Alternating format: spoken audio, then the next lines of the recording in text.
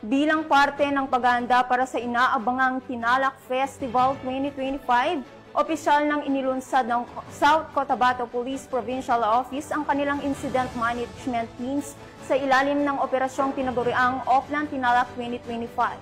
Yan ang balitang hatid ni Patrolwoman.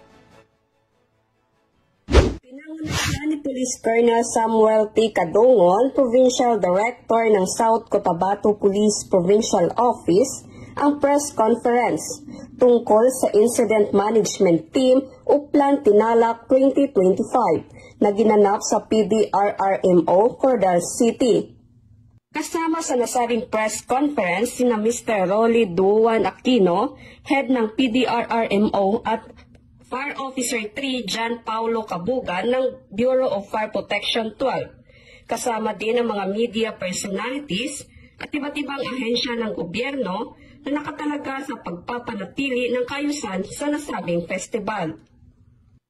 Tinalakay sa nasabing conference ang mga hakbang sa seguridad, safety protocol at koordinasyon para sa Tinalak Festival 2025. Binibigyan din ang matibay na pagtutulungan ng South Cotabato Police Provincial Office at napamalaang panlalawigan ng South Cotabato sa pagtiyak ng isang mapayapa, maayos at matagumpay na pagdiriwang na nagpapakita ng mayamang kultura at masiglang turismo ng lalawigan.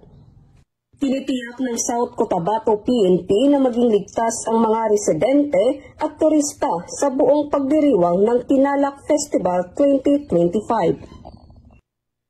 Mula dito sa Rehiyon 12, ako ang inyong PNN Correspondent, Patrolwoman Vina Morales, alagad ng batas, tagataguyod ng Balitang Pulis.